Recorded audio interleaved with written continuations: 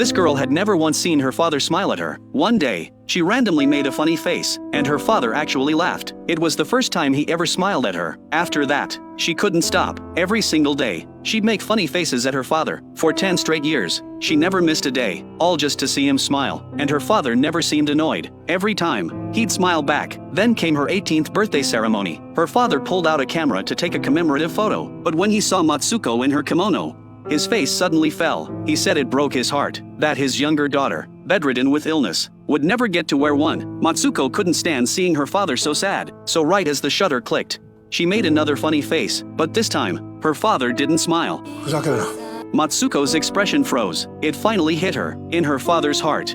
She would never matter as much as her sick sister who couldn't even leave the house. Her father had been overlooking her for years. She should have given up by then, but she kept trying, over and over, to prove she was worth loving too. Yet her father poured all of his attention into her fragile little sister. He never truly looked at Matsuko. After college, Matsuko followed her father's wishes and became a music teacher. She even started dating a fellow teacher. The two of them sat by the river, talking about love. When she got home, Matsuko happily shared the joy of her relationship with her sister. But at dinner, her father suddenly blew up at her.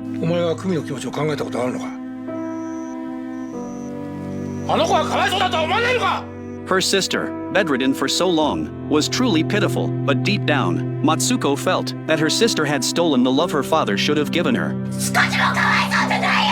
Matsuko ran out of the house in tears. She couldn't understand why her father always saw the worst in her, but what she didn't know was that from the moment she walked out that door, her life would never be the same. One day, she took her students on a field trip as usual. The hotel they were staying at had a theft. The money in the safe was gone. The prime suspect was a student in Matsuko's class, a boy named Ryu. Matsuko went to confront him, but this rebellious teenager actually punched his own teacher. Even so, Matsuko didn't blame him. She was more worried that he'd get expelled for stealing. She took the fall for everything. She went to the hotel manager and said she was the one who took the money. She even paid it back out of her own pocket and apologized sincerely. She thought that would be the end of it, but it was her very kindness that dragged her deeper into trouble. When they got back to school, the theft was already common knowledge. To save her job, Matsuko had no choice but to go back to Ryu. She got down on her knees and begged him to admit that he was the one who stole the money. After a long, desperate plea, Ryu finally agreed. But when he stood in front of the principal, he completely flipped. He insisted he never stole anything and pinned the blame on Matsuko all over again. 金なんか盗んでいません。たった今、川尻先生に自分の罪をかぶってみんなの前で金を取ったと言えって。